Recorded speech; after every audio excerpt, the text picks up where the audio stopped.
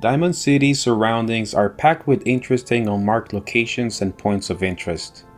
But if you're like most players using fast travel to teleport around the Commonwealth, then you've probably missed a lot of them. I thought I'd start with Diamond City's outer walls. While you can reach all of these without a power armor jetpack, you are gonna need a lot of jet for those drug-induced long jumps, so no mods or crazy exploits required. One of my favorite spots is the hidden diner on the rooftop by the main entrance. First, we'll head through the car junkyard. There is a large pack of mongrels here, but the Diamond City guards will pick up the aggro if you don't shoot at them, usually. Find the scaffolding ramps, carefully disarming this booby trap as you cross it. And up this building staircase to the last floor. Deactivate the tripwire gun trap, take some jet, run up to the edge and make the long jump to the nearest rooftop. And another onto Diamond City. This little diner has a dead settler, a mini nuke, a power armor station, and a proper bed for those who play survival.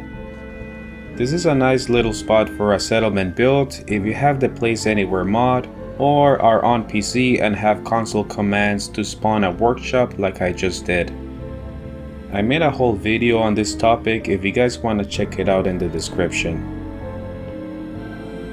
There's still some loot on this part of the rooftop, so make a right and keep going until you find this narrow pathway to find a pre-war skeleton with a bottle of bourbon, a teddy bear, and some beer bottles. Climbing over the rubble, you'll find 2 ammo boxes and a first aid kit. To access the east side rooftops of Diamond City, you gotta make some more jet-induced jumps from the pre-war diner by the Boston Library. What you wanna do here is hop onto this ledge, aim towards the collapsed rooftop, take jet and jump. From the top of the roof, run up to the edge and make another long jump across. You'll find a couple of stim packs, an addict tool, and a cooler. The higher rooftop on this side is only accessible with a power armor jetpack.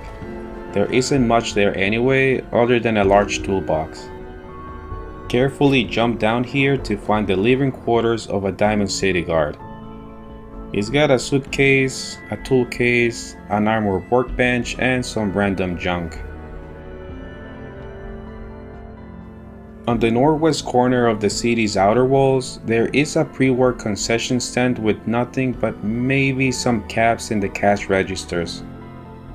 It feels like they could have done something more here with all this empty space. There are more walkable places on the outer walls and rooftops, but they're all empty. So let's move on to the south of Diamond City. The Evans Way cul-de-sac is an unmarked raider outpost across the main entrance.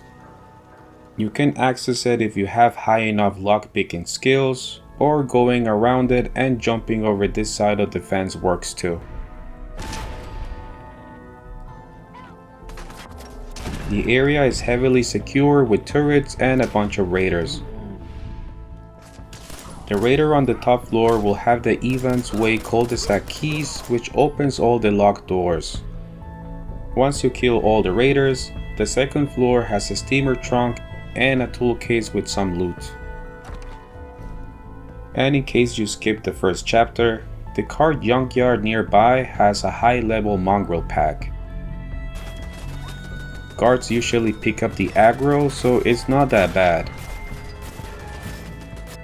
You can find a couple of rat roaches too, a dead raider, and a floor mattress.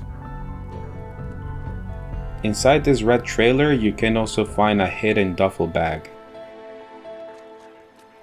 There's a few more rooms you can access from the scaffolding ramps that we had explored earlier in the video.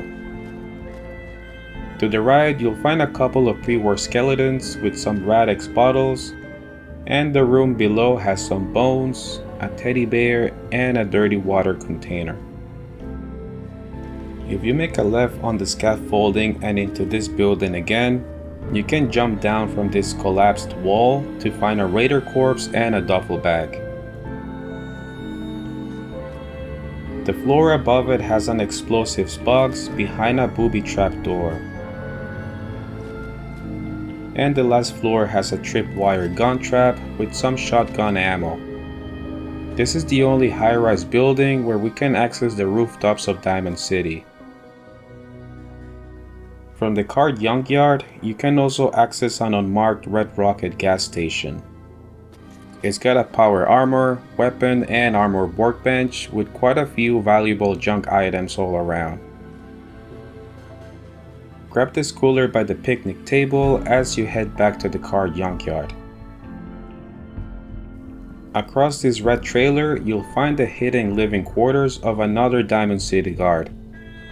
Fully stocked with a cooking station, proper bed, some purified water, pre-war food, and some random junk. Now there aren't any unmarked locations nearby on the east side of Diamond City since the Boston Library is just beside it. Although the Police Precinct 8 is a marked location, it does hold one of Eddie Winter's holotapes, which is a miscellaneous quest related to Nick Valentine's backstory. And the cell also has some chems and aid supplies, so it's still worth visiting. The north side of Diamond City has the most value out of all the locations in this video, in my opinion. Going down the staircase and beside the blue truck, you'll find the Bridgeway Trust. Inside are two pre-war skeletons who had attempted to rob the bank. On them, you'll find two masks and two 10mm pistols, and what looks like some kind of explosive residue, which is what probably killed them. There's a bunch of telephones here too. It's good to loot them to get the fiberglass, circuitry, and copper materials. Loot the cash registers for pre-war money and caps. The vault is locked behind a master level terminal, so if you do manage to open it, make sure you also have master lock picking. This is one of those rare situations where lock picking rank 4 will really come in handy. Usually when a pin breaks, your pin placement is reset and you have to start all over again. So the perk saves you about 10 seconds give or take for every failed attempt, which adds up when you have this many saves to open.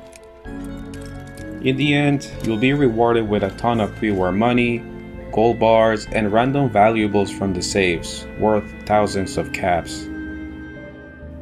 Upon exiting the bank and going up the stairs into this alleyway, you'll find another unmarked raider outpost. The small apartment on the right side usually has a raider, but it looks like I got lucky and there's nothing here for me. There's two raiders on the left side, hiding behind a tripwire gun trap. You'll find an explosives box and a cooking station. Rank 2 of the sneak perk is worth getting to avoid triggering these kinds of floor traps. Make your way back to the outer walls of Diamond City and follow the road westward until you find this sign. Make a right into the dead end to find a raider corpse and a suitcase filled with low-level raider armor. Interacting with these items will trigger an attack from a pack of mongrels. There are Diamond City guards around here that can pick up the aggro for you. You're now gonna head towards Hayming's Alley, but instead you'll make a right, hug the wall, and jump down, where you'll find this unmarked pre-war diner. There's a Nuka-Cola, a first aid kit, a sleeping bag, and random junk on the counters. On the second floor, there's a pre-war skeleton sitting by her bed with a gun, holding onto a picture frame. Across from her is a teddy bear smoking a cigar. Now if you follow the road down the underground tunnel, you'll find a hidden vendor. Mind you, this tunnel spawns random enemies sometimes, and if you haven't cleared Hayming's Alley, this vendor will be aggroed constantly if not killed. If you do find him alive, he's got low tier junk in his inventory and only carries about 25 caps. There is a cooking station and a floor mattress. Considering Diamond City is just around the corner, there isn't much value to this vendor, but it's still interesting. After you exit the tunnel and kill the random spawns, don't forget to loot the caps mine in the top. Go up the staircase on the right side, kill the Bloodhound, and you'll be rewarded with another duffel bag and the corpse of a raider. Across from here is an unmarked subway station. The main doors leading to the ticket booth are chained, so you're forced to take a detour.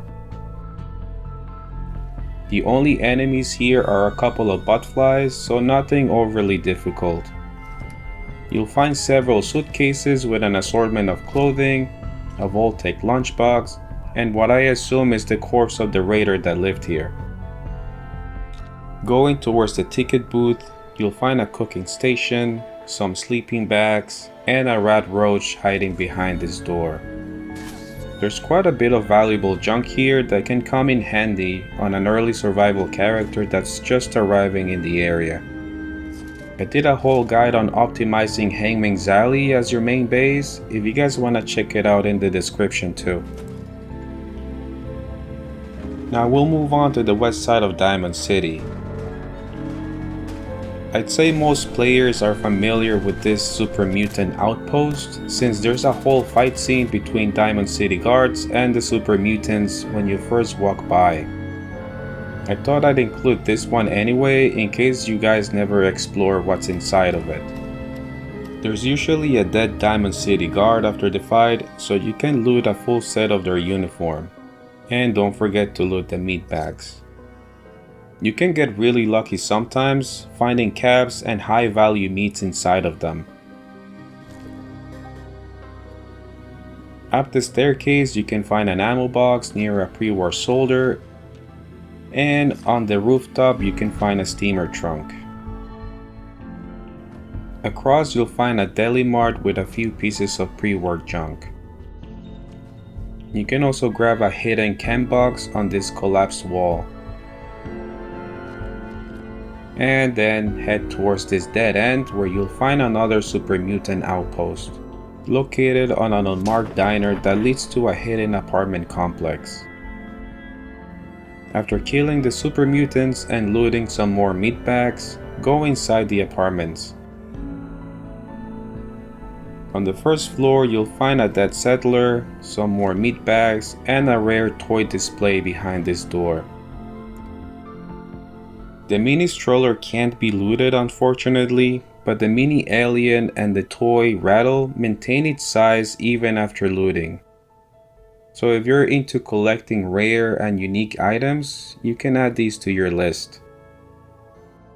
The second floor doesn't really have any valuable junk, but there is a high level super mutant that will always sneak up on you as soon as you enter this washroom. The red door leads to the roof of the diner, where you can find an explosives box. And the blue door takes us to a balcony dining area.